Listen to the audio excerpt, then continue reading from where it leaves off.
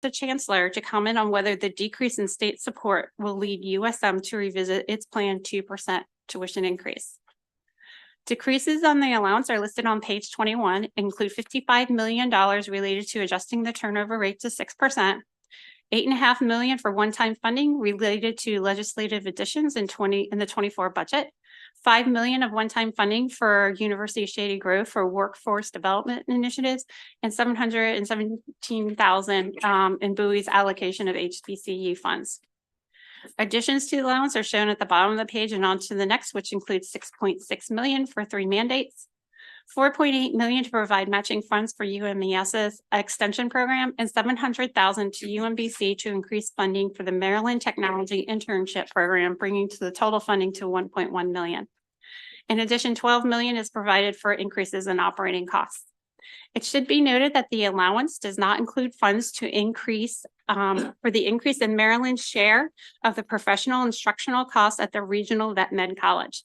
An agreement between Virginia Tech and College Park in 1989 established this college, in which a total of 120 slots are reserved for Maryland residents.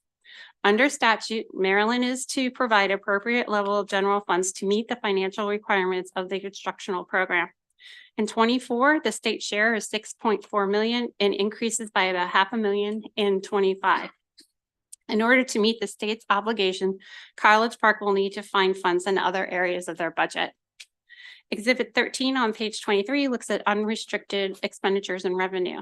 And currently in 24, there is an estimated $46.1 million shortfall, which is more than covered by an expected $77.2 million surplus and auxiliary. And since the 25 allowance includes the 24 general salary increases that are not included in the 24 working appropriation, it's a comparison cannot be made between the 2 years. But I just note that tuition and fees revenues in 25 are based on enrollment projections, and changes in enrollment can significantly impact an institution's revenue. So adjustments will be made to the numbers as the numbers become more clear. Turning to personnel in Exhibit 14 on page 26. This shows a vacancy rate by institutions as of last December. 7 institutions have double digits vacancy rates, with Bowie and Shady Grove having the highest rates exceeding 20%. Exhibit 15 on page 27 compares authorized and filled positions between 2019 and 24. The largest decline in filled positions occurred in academic support, and the number of unfilled positions in student services increased from 141 to 502, which is a concern because these positions provide services directly to the students, which can impact retention. We asked the Chancellor to comment on the increase in the number of vacant positions, factors contributing to the increases, and challenges to filling the positions. Turning to the first issue begins on page 28, and this is regarding Coppin and UMES's extending in-state tuition to those coming from states that do not have an HBCU. This will go into effect this fall and will not apply to returning students or graduate students. UMES projects this will lead to an additional 100 students and could increase to 300 in the out years.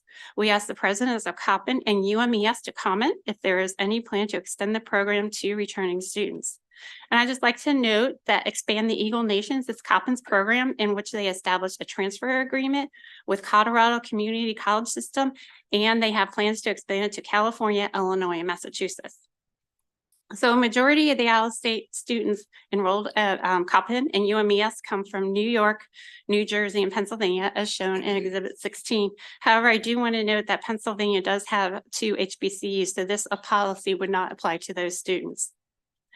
Now, out-of-state tuition reflects the full cost of education, and at Coppin and UMES, out-of-state tuition is about double that of in-state tuition. Therefore, this policy can affect their revenues. So we asked the presidents of Coppin and UMES to comment on how this plan might affect its out-of-state tuition and fee revenues and their budgets. The second issue of UMES's proposed vet med program begins on page 29, and this was approved by MHEC last month. I would note that UMES would be the second HBCU in the country to offer this program. And unlike the regional vet med program, which was previously discussed, UMES's program would be an accelerated one that would take 3 years to complete rather than the traditional 4 years. Exhibit 17 on page 30 shows the projected revenues and expenditures for the first 5 years of the program, in which revenues are projected to exceed expenditures. However, this does not include almost $14 billion in startup costs. We ask the president to comment on anticipated funding sources for the startup costs, including the use of the HBCU settlement funds. UMES notes that they have preliminary commitments for donations valued at 6 to 10 million, and also donations for clinical rotations and curriculum delivery. And we ask the president to comment on the status of these donations and alternatives if these commitments are not finalized. In addition, there are facility requirements, and UMES plans to use a mix of existing and new facilities. Specifically, they plan to dedicate space for the vet med program in phase 2 of the pharmacy and health professions building. In addition, UMES plans for the construction of a veterinary skills center, which I was note is not included in the governor's CIP. We asked the president to comment on how the existing physical spaces will serve the vet med program and the timeline for the proposed facilities. Finally, a discussion on accreditation begins on the bottom of page 30. There are 11 standards for accreditation, of what 3 were not adequately addressed in UMES's proposal. Then they include facilities and equipment, clinical resources, and faculty. The first 2 are related to UMES using clinical rotations in lieu of having an on-campus veterinary hospital. However, if the donated clinical rotations do not materialize, UMES will be deficient in those 2 standards. In addition, UMES is required to have significant qualified faculty to deliver the program. They plan for 25 faculty members, but as noted, as we note in December, they had 52 vacant faculty positions. According to UMES, a number of these vacancies are related to the vet med program. So we asked the president to comment on how they plan to adequately staff the new school. The recommendation is on page 32 and is to concur with the governor's budget. And that concludes my presentation. Thank you very much. Good job as always. Okay, Dr. Perman, would you like to come up to the table? Yes, please. I brought some colleagues with me.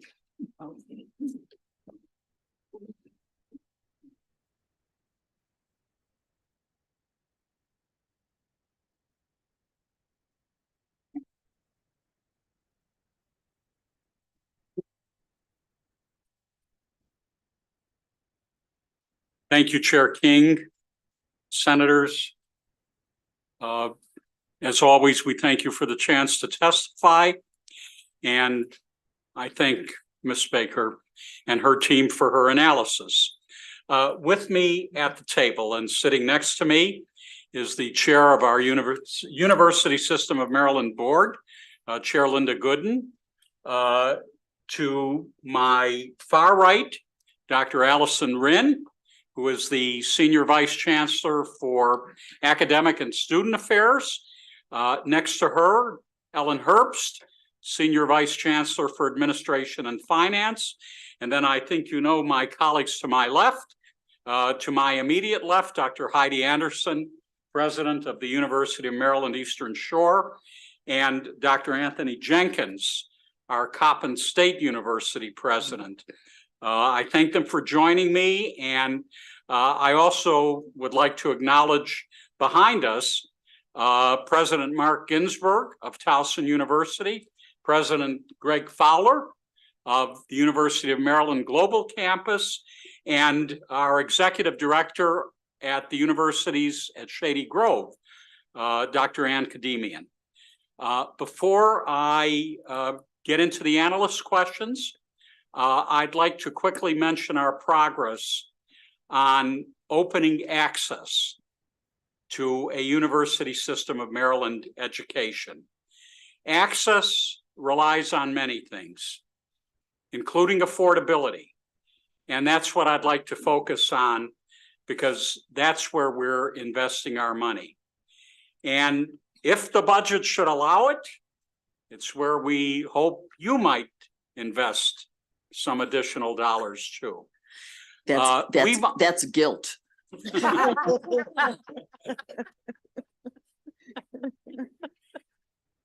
We've undertaken a study whose early evidence indicates that financial aid in any amount influences not only enrollment, but college completion, which is the bottom line. We have looked preliminarily at STEM students at 2 of our universities, and the preliminary data show that completion rates among high-need students nearly doubles with the provision of financial aid. Last year, our universities distributed $90 million in need-based aid to undergraduates. That was up 45% in just 1 year. And that aid reached 26,000 students in Maryland, 5,000 more students than the year before. And these numbers are going to grow. Our $150 million quasi-endowment, which the General Assembly approved last year, should generate an additional $6 to $7 million in need-based aid to our students every year. This growth, this success in awarding aid is a direct result of your support. It's important that we keep this momentum going. With that, I will go into the questions that were posed by Ms. Baker. I've been asked, number one, to comment on factors contributing to enrollment declines at our regional universities, the challenges to increasing access, and the impact of more competition for fewer students. Regional universities are deeply affected by the changing demographics in higher education.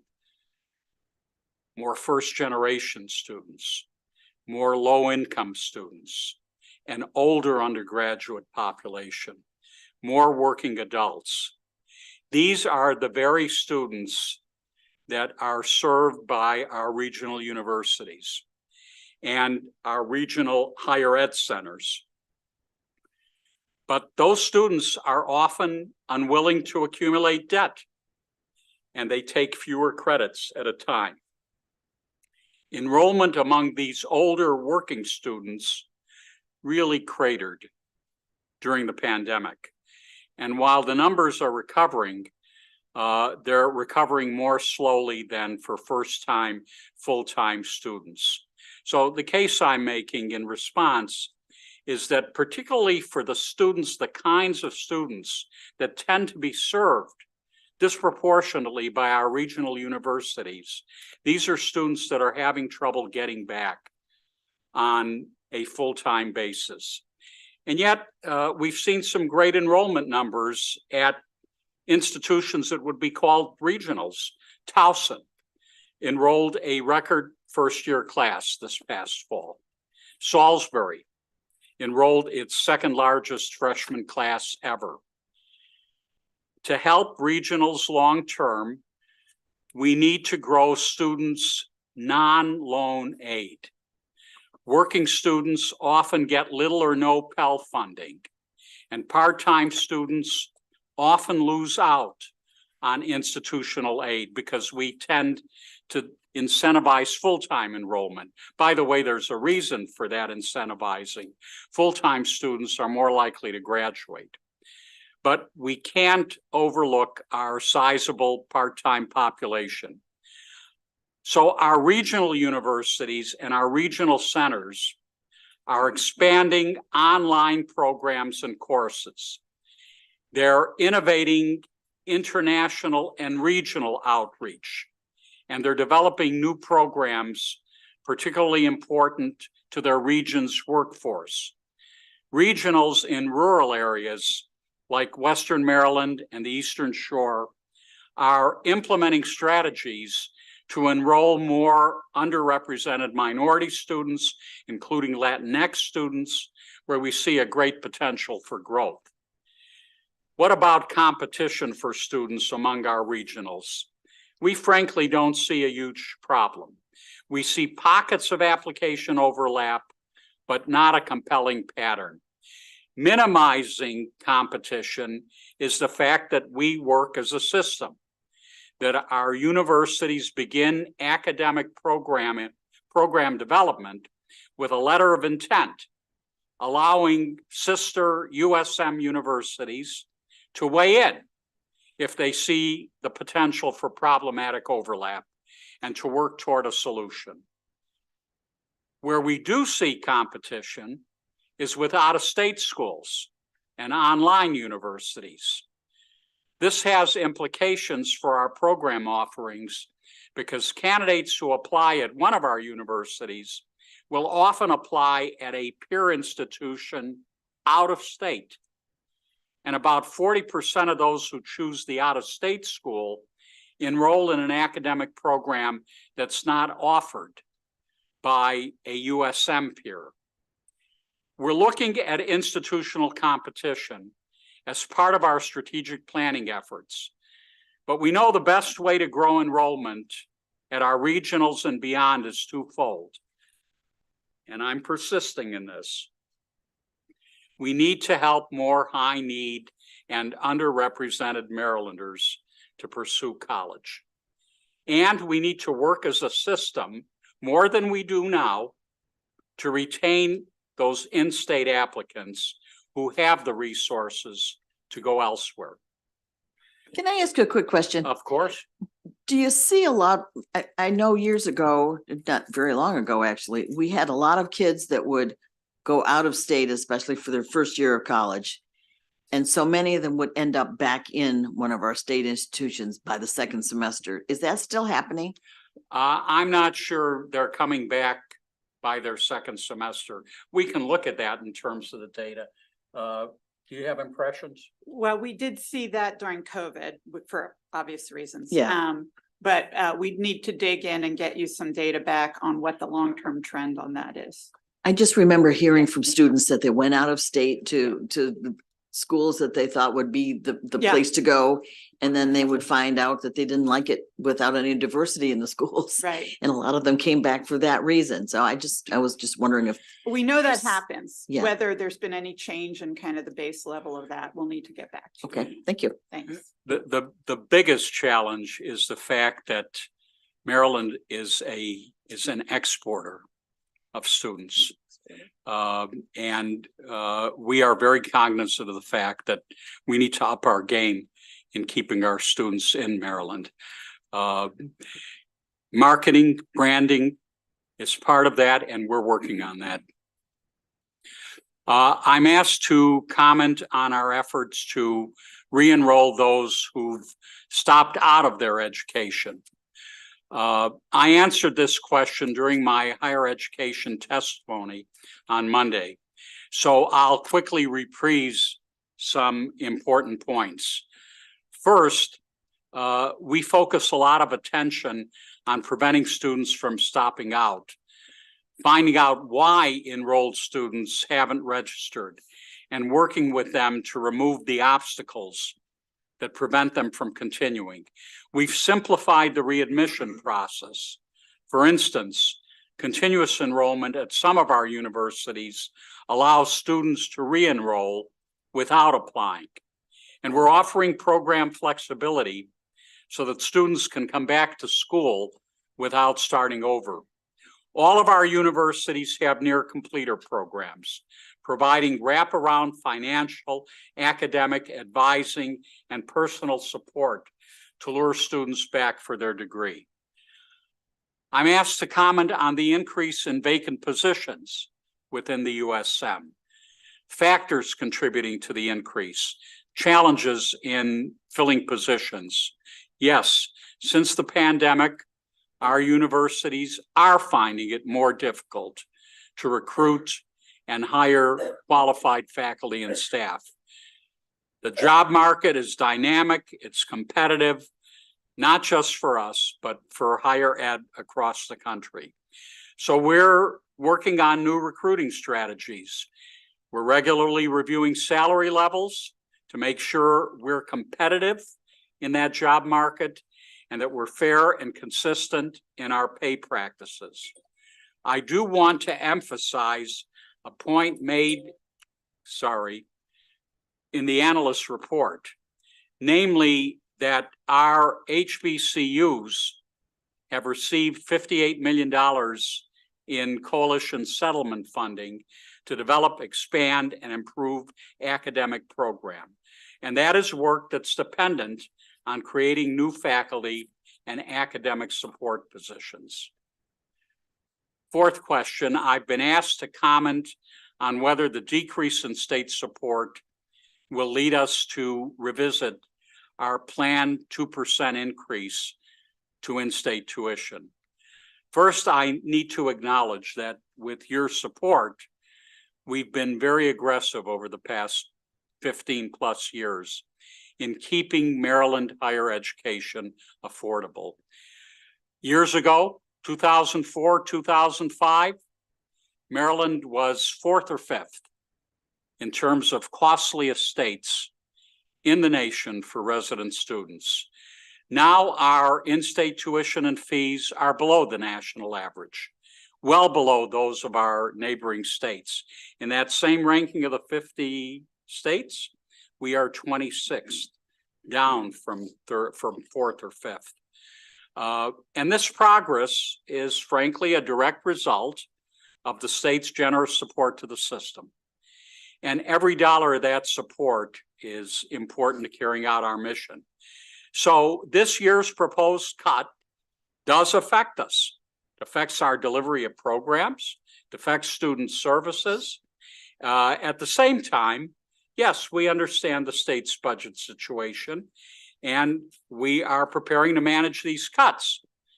That said, we, of course, are concerned about further cuts that might be made to our budget, and we're concerned about proposed bills that could have significant fiscal impacts on the universities.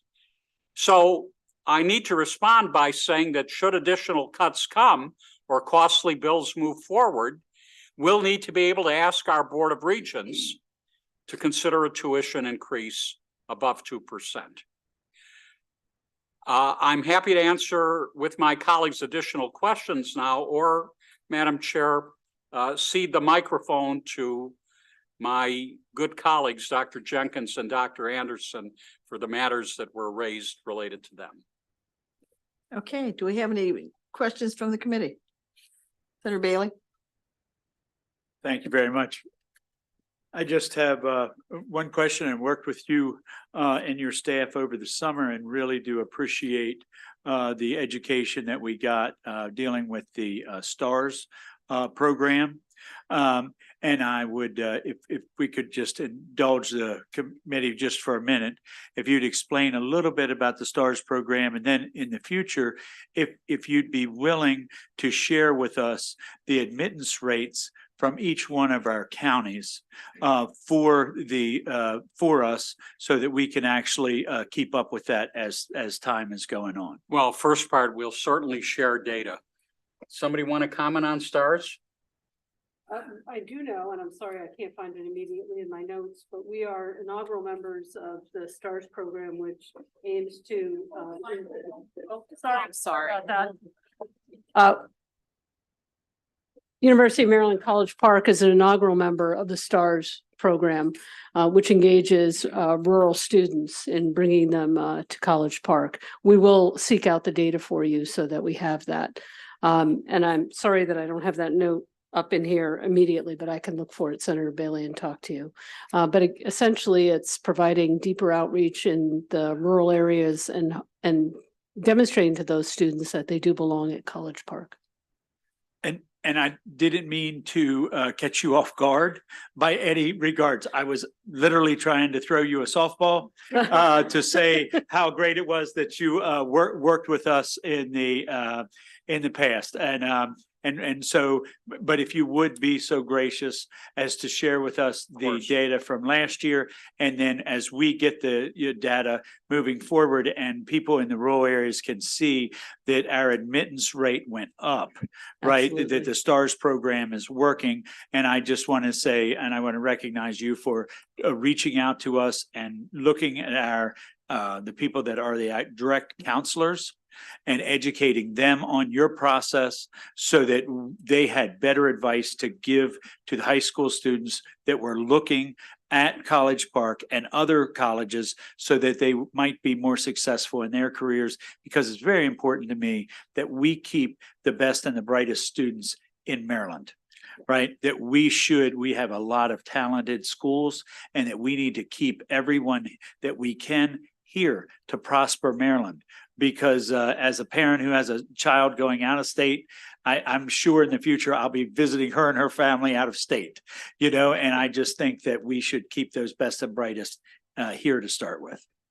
Senator, you know how I feel about that, and I want to respond back to you that it was a pleasure for our College Park colleague and the rest of our gang to work with you collaboratively and constructively on a problem you identified for us. Thank you.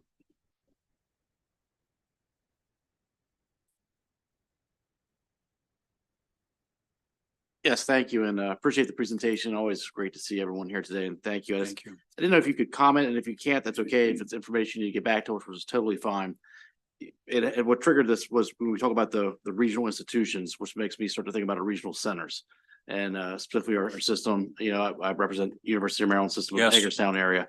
And there wasn't a whole lot of information how those centers are doing, especially in terms of enrollment and growth and things of that nature. So if you could provide us with some information, if you have some today, great. If not, that's okay. You can get back to us with it. That'd be helpful. I have a lot to say on the regional centers, but if you could take a rain check, Absolutely. that's in our testimony next week when we do the USMO. Excellent. Would that be all right? That'd be totally fine. All right, thank Look you. forward to it. Thank you. Dr. Perman, there's a discussion that I know is ongoing, and I think we'll be discussing it more. And I see it especially in my county, is how our population has changed. The population of students that would automatically be going to a four-year university, it's a different population than what that was. The kids that I'm talking to don't have a clue on where to start, how to start. And I've talked to several of you about this already, but there has to be some kind of an education process with kids starting in like elementary school, because kids aren't having a clue. I have kids coming to me for scholarships and give them the scholarship, and they don't have any idea what they're doing, how to even go about applying for college. It's the counselors in the high schools, I think, are so busy getting kids into classes for the next year. They don't have time to spend the one-on-one with kids. I don't know exactly what the answer is, but when I look at the numbers of schools being down, I think that's where that is. We're just looking at a different population of kids. Senator, I wish you would continue because you're absolutely correct. And you're providing wonderful arguments for something that I am deeply interested in leading the system at this time. Gone are the days when higher education institutions like ours can sit sort of like a centerpiece. And our role, our interface with pre-K to 12 is to tell them what the requirements are in order to pass through the gates to our institutions, if they're good enough. It's high time that we play our role, not to replace those who are professionals at pre-K to 12, but to work with them. And I have the privilege of serving on the Carnegie Commission on post-secondary education, where I've joined leaders from across the country to, and I don't know a better word to say it, blur the distinction between pre-K to 12 on one hand and higher education on the other. This needs to be seamless. And, I claim some expertise about children, given my core profession. And high school, late high school, early college is too late to excite people to get a degree, become educated, and become a success. You have to get into the schools early. In a number of pathway programs that I've had the privilege of standing up, it's the 6th grade. And maybe the 6th grade is too late for some children, but it's practical. So we have a number of pathway programs, including the ACES program in Montgomery County in conjunction with the Montgomery County Schools, Montgomery College, and our universities at Shady Grove. In Prince George's County, we have a program with the community college, with the schools, with the public schools, and UMGC. We're working on a similar program with our Baltimore-based institutions. We have got to start working with children in the 6th, 7th grade to expose them to what higher education is, to work with their families, to help them with FAFSA, to engage with the counselors, as you point out, to help them help us, and vice versa. We need to get children on our campuses early. All of this is part of the mindset now, but your point about the times have changed. They probably changed a long time ago, and we're catching up, but we're very committed to addressing the problems that you're talking about. And I'm committed to working with you to do it. Okay, Senator Benson? Truer words were never spoken. What you just said is so important. We have been talking about this because we wait until the 9th hour to begin to prepare our students for college. You know, I'm an educator, and that's one of the things that I've been very concerned about, is the fact that we do wait until the 9th hour to begin to talk to our children about going to college or pursuing a skill, because we have to have enough sense to understand that all of our students are not going to go to college. So we're not doing a good job in our school system to get our children in and give them the mindset that either you need to go to college, you need to pursue a skill, because you're not going to have people taking care of you for the rest of your life. Now, the question I want to ask you is, I'm a little concerned about the vacancy rates for the colleges and universities. And I am a graduate, I may as well disclose, I am a proud graduate of Bowie State University. And as I look at, now don't you all hold that against me, I couldn't go there. They'll get over it. That's right, thank you very much for that. But I'm very concerned as I look here on page 26 at the exhibit 14. And Bowie State University stands out. What happened here? What's going on? What's the contributing factor to the number of positions that have been lost at Bowie State University? And that definitely has an impact on the academic, what the expectations are at Bowie State. And the other thing I want to just let you all know is we have a host of children or young people who want to come to Bowie State from all over the country, but because of the absence of housing, that's a problem. Because now the seniors at Bowie State University are subjected to having to go to College Park for housing. I need to talk a little bit more. Are you aware of that, Madam Chair? Yes, housing is a big problem at Bowie State, big problem. And so those parents who want their children to go to Bowie State end up by sending them somewhere else. And in a number of instances, out of the state of Maryland. So I would like for you all to comment on why we are having this problem here with the number of vacancies that are at Bowie State University. Senator, thank you for your comments. First of all, your reinforcing comments about when you've got to touch children to get them to aspire to further education. And then I'm going to go out of order and tell you that your comments with regard to housing, and this is not an excuse or an answer, that's a problem of success because Bowie State has done so well That's in attracting students. So that's the happy part of it. There is a wonderful new dormitory at Bowie State that has opened in the last few years near the front entrance, which was oversubscribed immediately. And I'm not trying to be funny, but I went through that dorm and walked with President Bro and asked if I could get in because it's a great dormitory and it's going to be reproduced because we are actively increasing the number of beds at Bowie State University.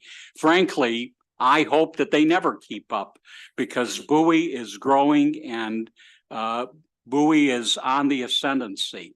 Now, with regard to the positions, the non-business person here is probably going to say that the non-filling of those positions looks worse than it is, because I can tell you that Bowie is operating effectively. There may be positions reflected there that have been on the books for a long time and have been chronically unfilled, not made a difference to the operation. But I have the professional here. So Thank you. Vice Chancellor Herbst. Thank please. you. And if I could start with housing as well.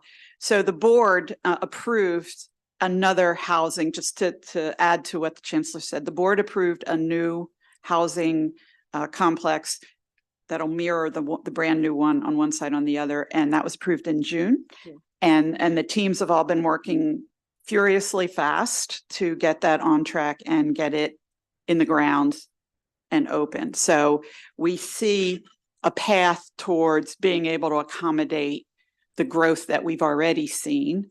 And like the Chancellor, I think we're all very bullish on Bowie's continued growth.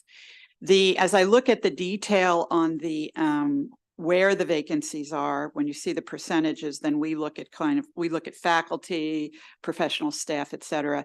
So there has been some progress, but what's also driving, in addition to what the Chancellor said, what's driving Bowie's vacancy rates is the need to grow the number of positions they have because of the growth in their students. And we are just behind in keeping up with that growth in enrollment. There's a lot of work going on. I work with the professional staff quite a bit on recruitment and retention, but we recognize it as an issue. A lot of people are working on it. If you can say there's a good problem to have, it is, a lot of this is a problem of growth at Bowie. Yes, it is. And I would also think that the library, Thurgood Marshall Library, is on track. Yes. Yes, ma'am. Thank you, Madam Chair. Okay, thank you. Dr. Perman, I think you've got a couple of speakers there with you. Yes, and they want to address the issues that Okay. Sarah raised.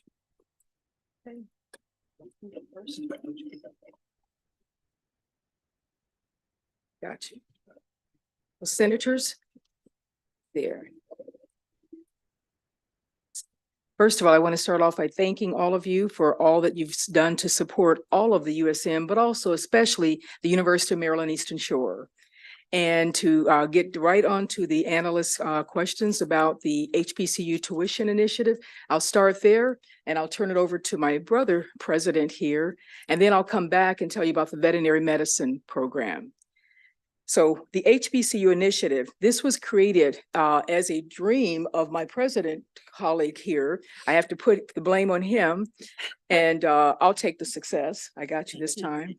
But basically what it involves is those students who are from states that do not have an HBCU, who want to become an HBCU alum, we will, our board has approved for us to be able to allow them to come to our institutions, Coppin or UMES, and pay in-state tuition. I give you a personal anecdote. I'm from Indiana and I wanted to go to an HBCU. There are no HBCUs in Indiana. I ended up at Purdue University, which worked out fine, but That's a state, for example, that those students would want to go to a place that doesn't have an HBCU, to be at a place where people look like us. And so therefore, this is an opportunity for us to offer that to students in other states to come to us. At the University of Maryland Eastern Shore, we do not see any opportunity of passing this particular initiative on to our current students for a number of reasons. We take care of those current students already. We will make sure we continue to take care of them, so there won't be this discrepancy between bringing in a new cohort that's getting more funding or anything. Those students will be on par to graduate.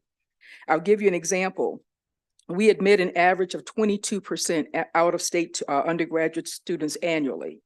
And the increase that we will see on this particular area will not impact our current revenues or anything of that type. And in fact, these particular scholarships, they'll impact just those students who are bringing in from those out-of-states area. So we will not, as the analyst asked, will we expand this at all? At this time, not at all. It's not necessary.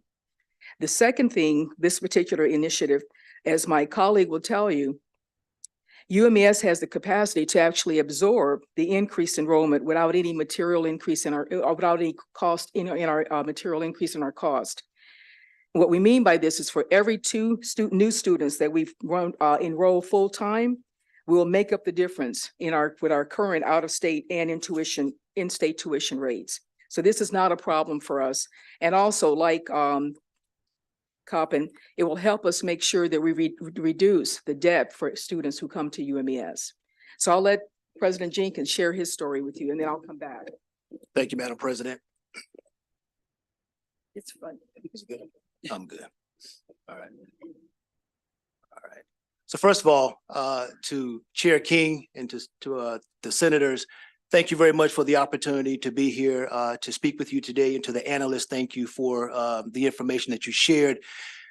When we started at Coppin thinking about our Expand Eagle Nation program, it was to do multiple things. One is to look at how we could expand access and opportunity to Maryland's most affordable four-year institution. And then we also wanted to make sure that in looking at our data, how we could better address the out-of-state students who were coming to us, who were in their junior year facing financial challenges. So typically what we saw in our data are that students who would come to us from out of state, by the time they got to their junior year, they had run out of financial aid. Now, understanding that their financial aid packages did not at the outset meet what the out-of-state cost was for the university. So they entered Coppin with a deficit, a financial unmet need. That only multiplied every year, every semester that they were at the institution. So this then had an adverse impact on our university's retention and graduation rates, because by the time the student got into their junior year, they were in our cohort. So if they fell out of the cohort, that had a negative impact on the institution. This program is designed to bring that cost down, where a student's financial aid packet will allow them to maintain financial support, and they may need some additional financial support from the institution, but it'll be a much smaller amount that moves them through their journey and gets them out of the institution in a respectable time, 4, 5, or 6 years. The other piece that we were looking at is because the students who were coming to Coppin from beyond Maryland was growing. We have students who are coming to us from 35 states, the District of Columbia, and 30 countries. And so we have a diverse, multicultural, multi-generational student population that we are preparing. And so this program met the needs of those students and also met the needs of the institution from a retention, persistence, and graduation perspective. We have no intentions to expanding this program to current Coppin students. This program goes into effect fall 24 and will be for every student thereafter moving forward. The reason that we are not going to retro this program back to existing students is because those students under Title IV have already been packaged for cost of attendance. If we make any changes to their academic financial portfolio now, it could generate audits and other factors that cause students to be in a position to return refunds that they received in previous years. And so that's not worth the headache for those students. What we continue to do well at Coppin is for our current students is find ways to meet their financial shortfalls so they can continue to move forward. That's why I'm pleased to say that our retention rate at the institution has increased significantly. In 2019, that retention rate was 57%. Today it's at 74%. So we have been very intrusive, very intentional about elevating our student success and putting the appropriate wraparound support services around those students so they can be successful. And we credit that to our entire campus community, but led by our new EAC, which is our Eagle Achievement Center. Let me also say very quickly that when it comes to any financial shortfalls or impact with this program, we don't see any at Coppin. We've ran the numbers, and much like my colleagues over at the University of Maryland Eastern Shore, where we have identified for every out-of-state student who comes to us through our Expand Eagle Nation program, that would require us to bring in an additional 1.4 students. And as I said before, I don't know how we got to the 0.4, but we're going to figure out what a 0.4 student is. But nevertheless, that's the way the actual math falls out for us. And so we feel very confident that this program will be a multiple windfall for the student, for Coppin, and for the state of Maryland. So with that, Madam Chair, I'll yield back to you and answer any questions that you or the committee may have. Thank you. Okay, thank you. Any questions? Senator Bailey? What is the difference? Thank you very much for your presentation. Sure. Just for my own edification, what is the difference in the price for in-state and out-of-state tuition in Coppin? So for at Coppin, a student who does not live on campus for 1 year, students taking a full load, which is 12 hours or more, it costs $7,001. That's 1 year. When you live on campus with all of our campuses, where the cost increases significantly is the room and board. And so with that, that's going to add probably an additional $12,000 per year at Coppin.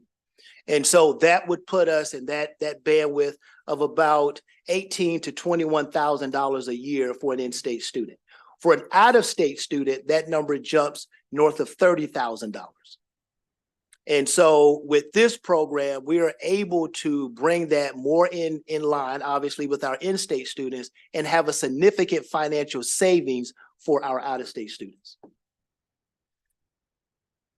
So as I have a student out of state going to an institution, the freshman year was expensive. Yes. All of a sudden, sophomore year, she moved off campus. Yes. As most people in the sophomore year did. So then it reduced, it reduced what I was paying to the institution, but it still was an impact to us. It was sort of similar. Correct. So at Coppin, is that work the same way, or do you sophomores, juniors, seniors, do you want them on campus? Man, you tee that up so beautifully. So let me start with this. Much like the conversation that was had earlier, Senator, Coppin State University has had a housing matter for multiple years. When we looked at data between 2015 and 2020, there were nearly 700 students who wanted to attend Coppin, but we had no housing for those students. There's no place around us in West Baltimore for students to be housed. We would have to either move them downtown or come up with some other type of scenario. We will be breaking ground on a new residential facility late fall of 24, which will bring us an additional 350 beds. My goal is to get us to 1,500 beds on campus so we can bring more students onto campus, because the demand is there for students who are not only coming from out of state, but live in West Baltimore. because we can provide some of the necessities that are important to them being successful. Wi-Fi, quiet study spaces, meals, those type of things. And so with that, I want to implement an actual freshman, sophomore residency requirement at the institution. When a student moves off campus, the room and board drops from a university cost standpoint, but they also take on costs that they did not appreciate previously. Cable, water, transportation, food, electricity, all of those other things. And so it would be the same at Coppin. But again, my goal is to make sure that my freshman and sophomore live on campus throughout their sophomore year. And that gives our seniors who are a little more mature the opportunity to move off campus and start embracing the responsibilities of adulthood. That is the model we're looking to implement at the university. So I greatly appreciate your answer. Thank you for that.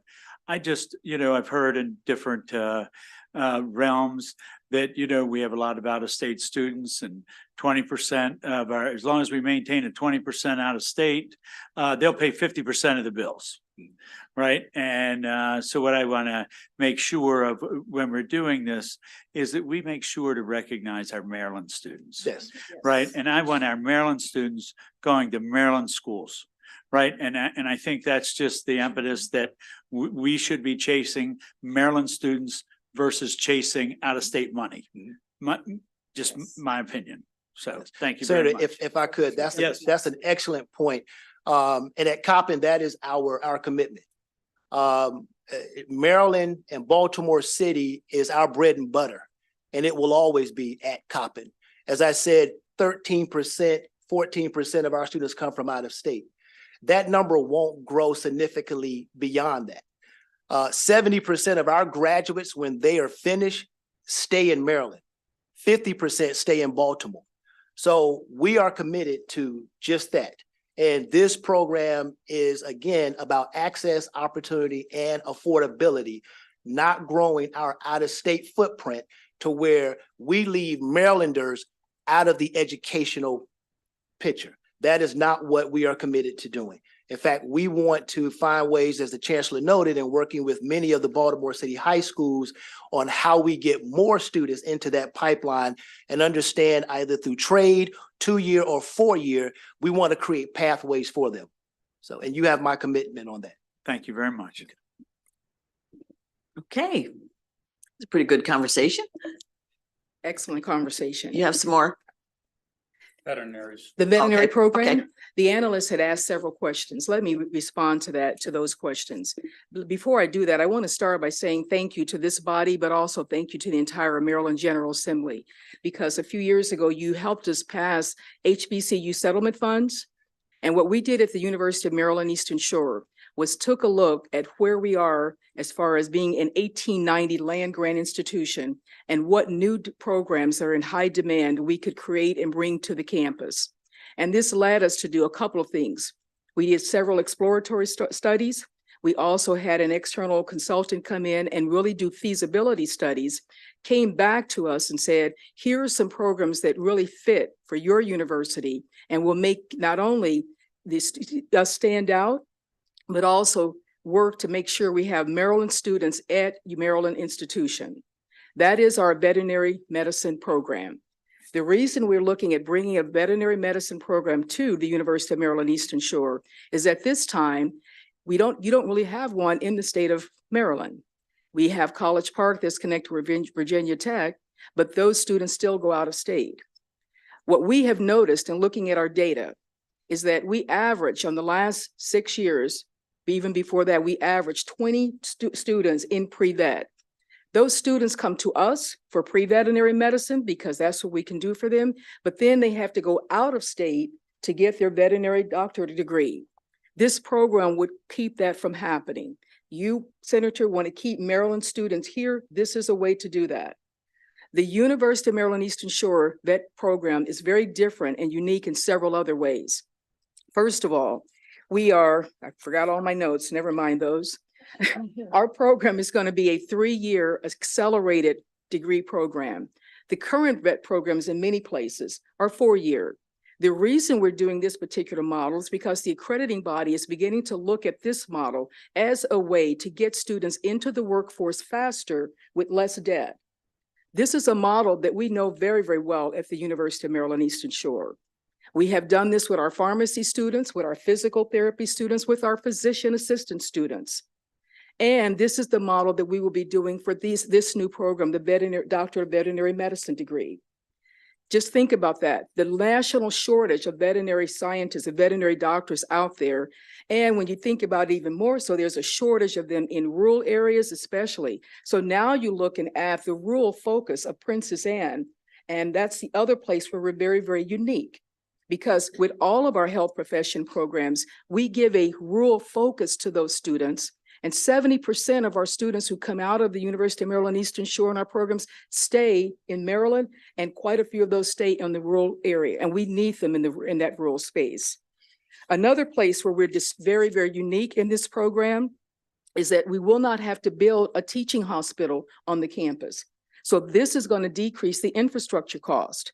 The reason we're not going to have to do that is because we are partnering with some of the leading corporations in the country, in fact, in the world, to provide this particular type of education. So it'll be a 3-year, 2 years are didactic, what we call in the classroom, virtual. And then the last year, the clinical year, will be in clinical rotations. So we are partnered with Mars Veterinary Health. Mars is is a worldwide 2,400 sites in many locations all over the US. They already have signed on with us to provide these clinical rotations. We have partnered with IDEX. IDEX is the largest veterinary diagnostic company, and they will offer several of the courses virtual with their expert faculty from around the states and around the world, again, decreasing the cost. The last way that this program, as I said, will be very unique is we are the second HBCU in the country to have a vet program. And it's been approved by our board. I thank our board. I thank the MHEC. And we also will be the only public HBCU because the other one is Tuskegee and they're a private institution. And finally, I want to conclude with this just by sharing with you a couple quick stories, very quick. You have my analyst, my paper document with all the other information, but to give you an idea of Maryland students staying in Maryland. Senator, we have Gabrielle was our student who came from Prince George's County. She went to Friendly High School. She was very interested in becoming a veterinarian.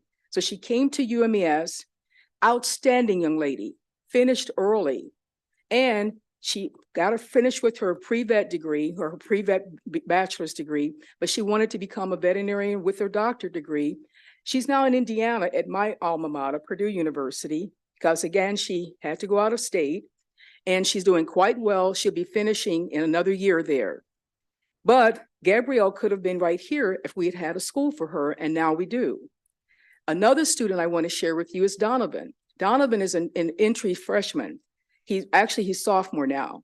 And Donovan came from Wicomico County, which is in the rural area there, right there in Somerset County next to us. Donovan wants to stay where he can go right back home when he finishes. He wants to be a pre-vet. He came to us in a summer program.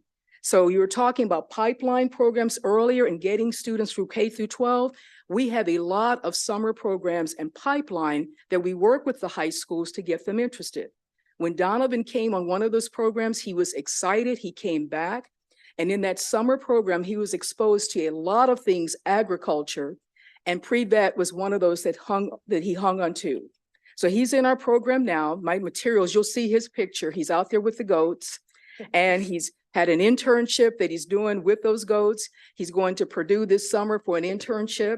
But Donovan is so thrilled because when we open our program in fall of 2026, he wants to be part of that first class. Again, Maryland students staying in Maryland.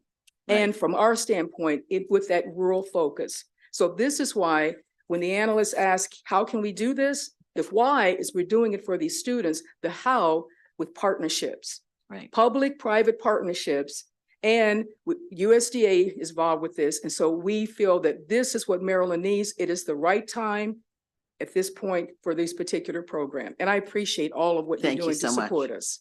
Thank you. Okay, thank you. I'm happy to answer any other questions you may have. Well, I have another group that's patiently waiting here, so I'm going to try and end this and let them come up and have their Sure. time. Thank you, Senator. Thank you. Thank you.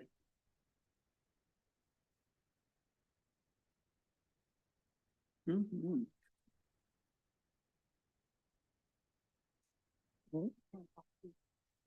Yeah, I have two public witnesses here, before we move on to the next group. Deborah Idrissa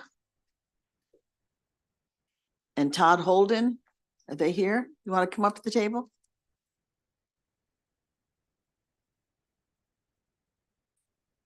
Is Deborah here? Okay, go ahead, sir.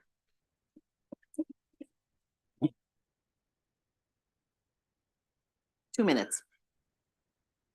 Ready, set, go. Good afternoon, Chair King and members of the committee. My name is Todd Holden, and I am a IT professional at the University of Maryland College Park. I'm also the president of AFSCME Local 1072, which represents over 3,700 hourly and salaried employees at College Park, University of Maryland Global Campus, universities at Shady Grove, University of Maryland Extension Centers as well. First, I'd like to thank you for your continued support with our state workforce. We think that this budget funds much needed raises, and we hope that you will continue to support the work that we do. We do, however, continue to be concerned and disappointed by the high use of contractual employees that the USM continues to employ. And that's the Exhibit 13 on page 24 of the analysis, where there are over 6,700 contractual positions budgeted for FY25. We think that while the USM is continuing to increase contractual positions, the analysis points to a decline of positions for academic and student support services. We believe that these positions should be converted into full-time career positions to better serve our students. And certainly contractors and contractual positions have an amount of precarity and instability associated with them. And of course, our unions are generally opposed to that. We also want to call on you to engage in some oversight to ensure that the USM, who is receiving generous state funding, should act like other state employers as we're engaged in consolidated bargaining for our first contract covering all of AFSCME represented higher ed. We currently would like to continue to urge you to recognize that the USM in this matter is the employer. As that's an ongoing dispute, it seems that we, as we have two scheduled bargaining sessions remaining, are going to be headed to fact finding over that and some other issues. Right. And when it comes to those mandated subjects, we're talking about things like the privatization of state services, the sorts of compensation for employees, surveillance, and a host of other issues. Can I get you to wrap it up, sir? Yeah, sure, certainly. I just wanted to say that, you know, while fact finding is the remedy that we have right now, we certainly would hope that this body will support SB 188, which will provide for binding arbitration. And that's the thing that, of course, all of labor earlier today was standing in support of. So thank you for your time, and I appreciate your hearing me. Good. Thank you for your time. Thank you. Okay. Next, we have the University of Maryland Center for Environmental Science. Sarah Baker, our wonderful budget analyst, and Dr. Bill Dennison is in the room to come up to the table.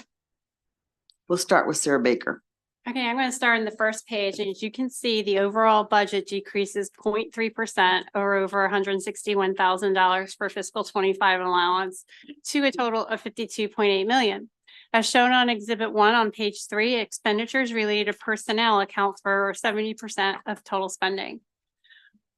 Page 4, Exhibit 2 shows UMC's proposed budget. state funds increased 12.7% or 2.9 million. However, when adjusting for the 24 salary increases, including the 25 allowance and not in the 24 working appropriations, state funds increased 0.9% or around $249,000. The allowance provides over $700,000 for opening of a new facility and almost $52,000 for statewide cost allocations. These increases are partially offset by over $400,000 relating to adjusting the turnover rate to 6%. Turning to R&D expenditures on Exhibit 3, overall expenditures have exceeded $50 million since 2017. After declining for 2 years to 51.2 million in 21, expenditures increased to 53.7 million in 22. Exhibit 4 on page 7 shows expenditures by source with state and local contracts comprising 46% of spending. Exhibit 5 on page 8 shows the number of bay restoration projects UMCES has undertaken. And I would note the total number of projects in any given year is driven by grant funding. Since 21, there has been a significant increase in the number of projects, which reached a high of 265 in 23. Page 8 is the recommendation is to see the system, a USM overview for system-wide recommendations, and that concludes my presentation. Thank you, Sarah. Okay, Mr. Dennison, Dr. Dennison. Thank you, Chair King and members of the subcommittee. Thanks for allowing me to appear at this hearing in support of the operating budget for the University of Maryland Center for Environmental Science. Thanks to my USM colleagues for moral support there too. My name is Bill Dennison. I've been with UMCES for about 20 years, and but now I'm serving as interim president while we have an active national search for a permanent president. With me today is Esla Lowe. Esla is our vice president for administration and finance. She joined us in April of this year, last year. So this governor's budget is going to for the USM is going to send an important message that Maryland values higher education. And I'm going to spend just a few minutes talking about some of our UMCES highlights that focus on our efforts in workforce development and innovation and knowledge transfer in the environmental sciences, particularly related to Chesapeake Bay. So we've got this unique role within the University System of Maryland and the state of Maryland to advance knowledge and innovation to solve these environmental challenges that face us and face the world. So one of the most exciting things we've been doing is developing a new initiative called the Chesapeake Global Collaboratory. Now, that's not an academic think tank. What we're calling this is a think, do, and innovate tank. This is a chance to bring together a new generation of tools, new voices, diverse voices, and novel approaches to solving the most pressing environmental problems that our society faces. We're going to use big data to accelerate the solutions to these complex environmental challenges. The collaboratory is still in its infancy, but we did receive significant support through some nationally competitive grants, National Science Foundation and NOAA, but also we gained philanthropic support. We ran a summit last September, and we're have a proof of concept project underway, and we're building a new facility on our Chesapeake Biological Lab campus down in Solomons. We're creating the Chesapeake Analytical Collaborative Building. It's going to host our science, our data analyst, and have a convening space. So the big news for Chesapeake Bay this year is oysters. The watermen have called it a biblical record in terms of our ability to produce baby oysters to populate our sanctuaries and our supply our burgeoning aquaculture industry. So oysters are, of course, tasty, but they're also filters, and they have they provide an important component to the living ecosystem of Chesapeake Bay. They protect shorelines from erosion, and this Horn Point hatchery, where down in Cambridge, which is the largest hatchery on the East Coast, produces these oyster larvae that we can use not just for research, but also for oyster restoration and educational projects. This year, we had a record 1.7 billion juvenile oysters planted on the sanctuaries and public oyster reefs in the Chesapeake Bay this past summer. And that surpassed our planting goal and set a new annual record. The majority of the oysters came from our hatchery, and we also produced over 1.5 billion spat to use in aquaculture in the public fishery. Values the university system, being a part of the system, particularly in our education offerings. We have a multi-university graduate education program, the Marine Estuarine Environmental Science Program, which has been going now for 4 decades. But then just this past fall, we've partnered with Frostburg State University. We have an innovative new program called the Masters in Environmental Management for Sustainability. The degree leverages our environmental capacity within UMCES, but also the partnering with Frostburg, and accessing their diverse student body to help prepare leaders who can address the 21st century sustainability challenges. Finally, we're building continuing education programs. We have 11,000 students enrolled in our new edX professional certificate courses taught by UMCES experts, not just to strengthen the regional workforce, but also has a global reach. We've had students from 172 countries participate, and we're just about in March. We're going to finalize a new professional certificate partnering with the Clark School of Engineering at College Park in environmental project management. So we've got some exciting things happening. You've got the written testimony identifying a bunch more of those things. To conclude, we concur with the DOS recommendations and request approval of the governor's FY 2025 budget for USM and UMCES. Thank you. Thank you. Any questions or comments from the committee? Thank you very much. Thank you, This Chair. ends our hearing for today. And tomorrow, committee, we have a pro forma session at 11, and we will start our subcommittee at 11:30. Okay,